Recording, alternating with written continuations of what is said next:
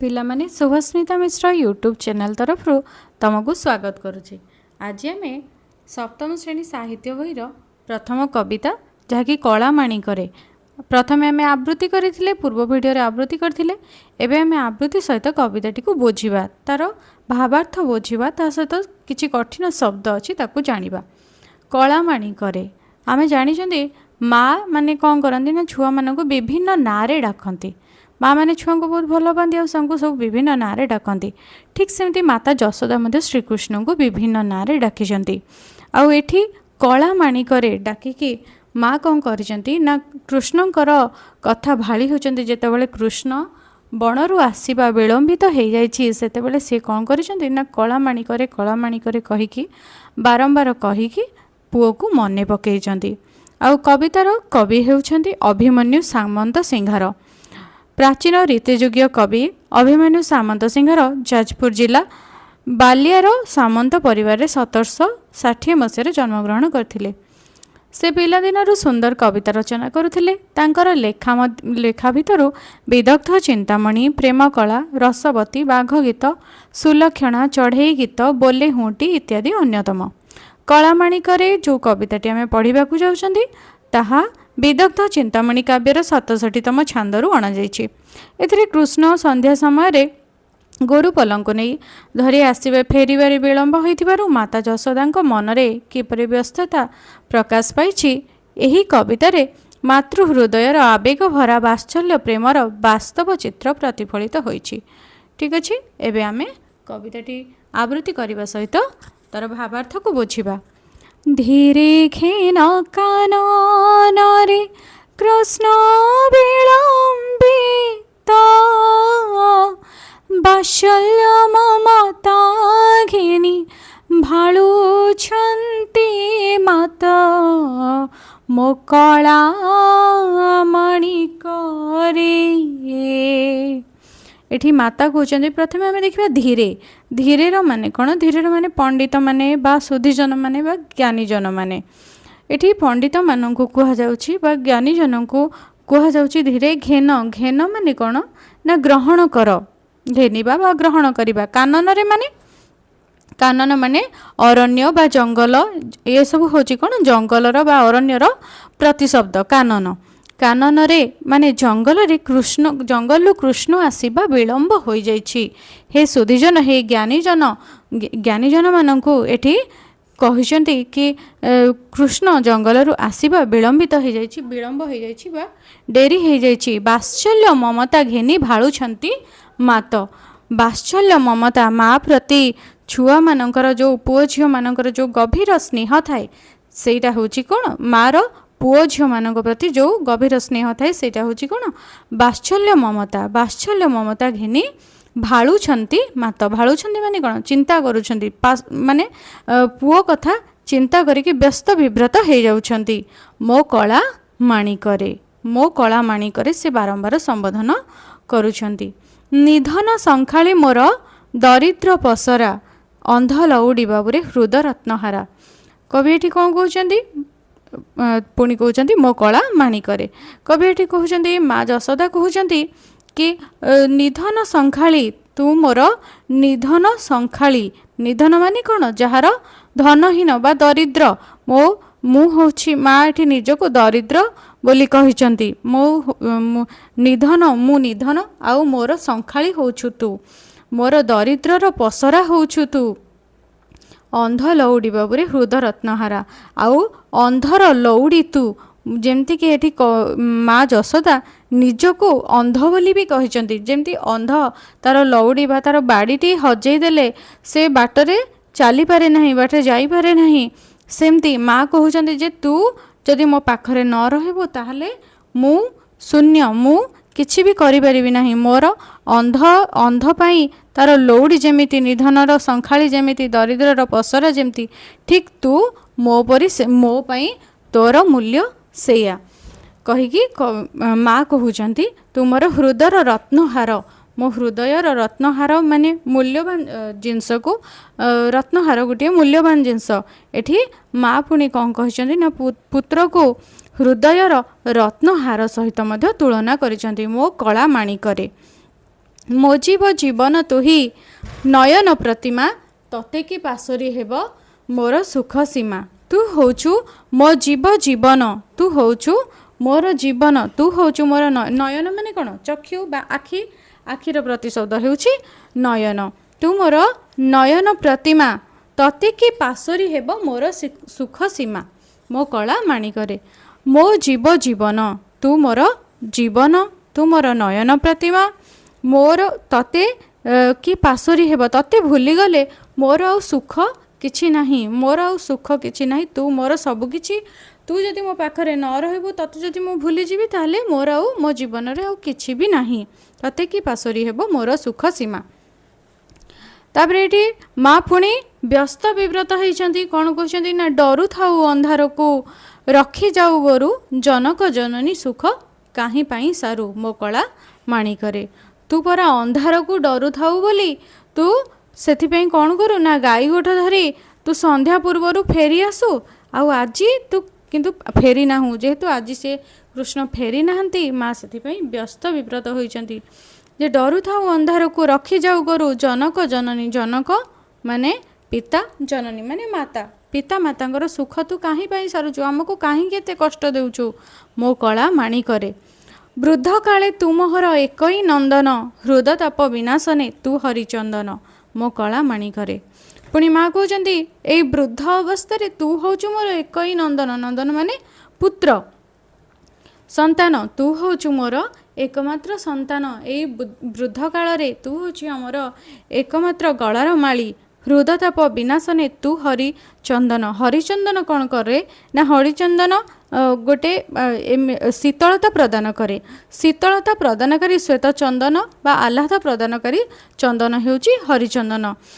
ସେ ଯେମିତି ହରିଚନ୍ଦନ ଲେପନ କରିବା ଦ୍ୱାରା ଶୀତଳ କ'ଣ ପ୍ରଚଣ୍ଡ ରୌଦ୍ରତାପରୁ ଆମକୁ ମୁକ୍ତି ମିଳିଥାଏ, ଠିକ୍ ସେମିତି ମାଆକୁ ମଧ୍ୟ, ମାତା ଯଶୋଦାଙ୍କୁ ମଧ୍ୟ ତାଙ୍କର ଯେଉଁ ହୃଦୟର ତାପ ବିନାଶ କରିବା ପାଇଁ, ତାଙ୍କ ହୃଦୟର ତାପକୁ ଦୂର କରିବା ପାଇଁ ଶ୍ରୀକୃଷ୍ଣ ଏକମାତ୍ର ହରିଚନ୍ଦନ ଅଟନ୍ତି ବୋଲି ଏଠି ମା କହୁଛନ୍ତି ଯେ ମୋ ହୃଦୟର ତାପ ବିନାଶ କରିବା ପାଇଁ ତୁ ହେଉଛୁ ଏକମାତ୍ର ହରିଚନ୍ଦନ ମୋ କଳା ମାଣିକରେ।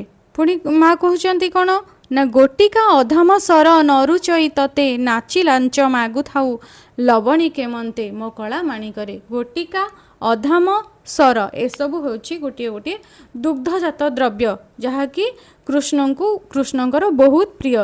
ଅଧମ ହେଉଛି କ'ଣ ସରପୁଳି, ଲବଣୀ, ଲହୁଣୀ, ଗୋଟିକା ହେଉଛି ପେଡ଼ା ବା ସନ୍ଦେଶ, ସର ଯେଉଁଟା କ୍ଷୀର ଉପରେ ଯେଉଁ ମୋଟା ଜିନିଷ ପଡ଼ିଥାଏ ସେଇଟାକୁ ସର ବୋଲି କୁହାଯାଏ। କ୍ଷୀର ଯେତେବେଳେ ବସାଯାଏ ସେତେବେଳେ ଯେଉଁ ମୋଟା ହେଇକି ତା ଉପରେ ପଡ଼ିଥାଏ ସେଥିରୁ କ'ଣ ଘିଅ ତିଆରି ହୁଏ, ସେଇଟାକୁ ସର କୁହାଯାଏ।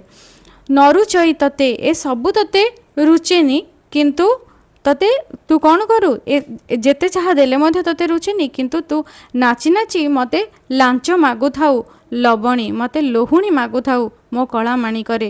ମା ଆଜି ସବୁ କଥା ମନେ ପକାଇଛନ୍ତି ଗୋଟି ଗୋଟି କରି। ପୁଅ କେମିତି ତାଙ୍କୁ ଖାଇବାକୁ ଲହୁଣୀ ମାଗୁଥିଲା, ପୁଅ କେମିତି ଦୁଷ୍ଟ ହେଉଥିଲା, ଏସବୁ କଥା ମନେ ପକାଇଛନ୍ତି। ଆହୁରି ମା କ'ଣ କହିଛନ୍ତି ନା ତୋଳି ମୁଁ ଧଇଲେ ଗୋଳି ହୋଇଯାଉ ତୁହି ତୋ ଦୁର୍ବଳ ଦେଖି କାହିଁ ପଶିବାଇ ମୁହିଁ ମୋ କଳା ମାଣିକରେ। ମା କହୁଛନ୍ତି ତତେ ଯେତେବେଳେ ମୁଁ ତୋଳିକି ଧରେ ତୁ ସେତେବେଳେ କ'ଣ କରୁ, ମାନେ ଟେକିକି ଉଠେଇକି ଯେତେବେଳେ ଧରେ ତୁ କ'ଣ କରୁ, ପୁଣି ଯାଇକି ଧୂଳିରେ ଲୋଟି ଯାଉ।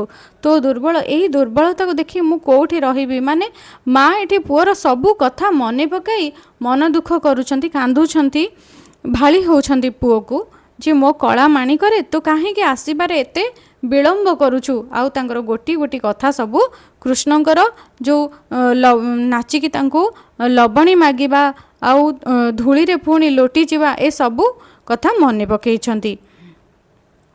ପୁଣି ମା କ'ଣ କହୁଛନ୍ତି ନା ଡାକିନି ଲୋଭାନ୍ତି ବୋଲି ଡରୁଥାଉ ମନେ ବାର ବାର ବାରୁଥାଇ ଯିବା ପାଇଁ ବନେ ମୋ କଳା ମାଣିକରେ।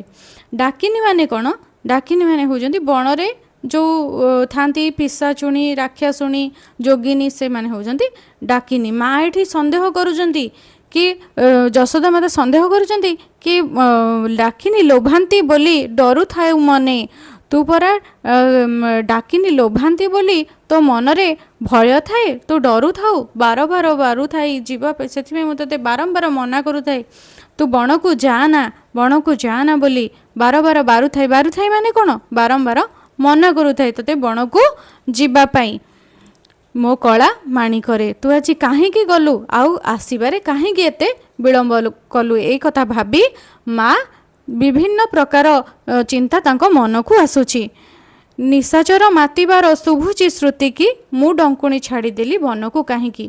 एटी माँ निजे निजको गाली देचंती निजको डंकुणी बोली कहिसंती जे निशाचर मातिबार जो रात्रि चर जो पिशाच राक्षस माने राति रे मातिबार शुभुची श्रुति की माने कौन कान को शुभुची श्रुति की बार मु डंकुणी छाड़ीदेली वन को कहीं। एबे शुभा जाउछि जे बणरे निशाचर मातिछि कान को शुभा जाउछि मु डंकुणी वन को कहीं छाड़ीदेली निजे निजको माँ गाली दौरान मु मो पुओ को कहीं अटकैलिनी बणरे एते भूत प्रेत पिशाच राक्षस मातिचंती मो पुओ को कहीं छाड़िली कहीं बारण कलिनी।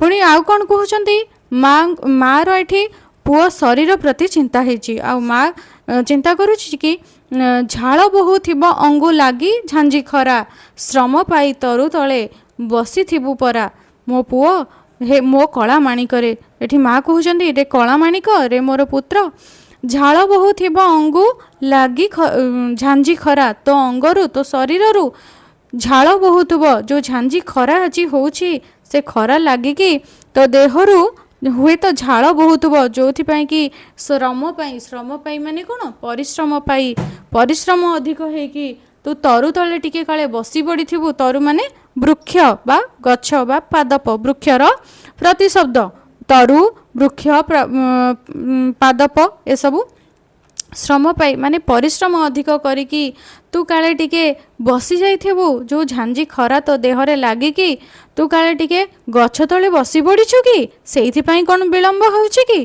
पुणी माँ कहउचंती अरे तू तो ए जिनस सबु नेइनु कोन नेइनु ना नेलु नाही काहे पाई तो कठाउ छता बने कंटा लागी होए मृदु पाद चिंता।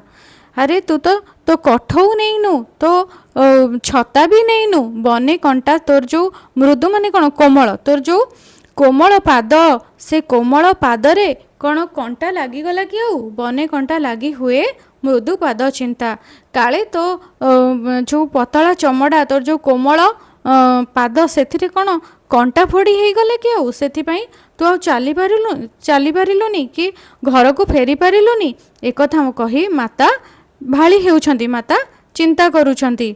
तापरे कौन कहते ना कान डेरी थाई एका तो बेणु गीत को आज किंपा शुभु नाही भाबुछि मन को मो कला माणिकरे। माँ कहते जे कान डेरी थाई एका तो बेणु गीत को मु कान डेरी थाए मो पुओ तू केतेबेले आसीबु बोली मु कान डेरी थाए एका तो बेणु गीत को बेणु माने बंशीर स्वन को तो बंशीर स्वन को शब्द को गीत को मु अपेक्षा करी थाए आज किंपा शुभु नाही आज किंपा माने काहींकी आज काहींकी शुभु नाही भाबुछि मन को निज मने मने मु भाबी होछि मने मने मु चिंता करुछि आज एपर्यंत काहींकी तोर सेई बेणु शब्द शुभुनी मो कला माणिकरे।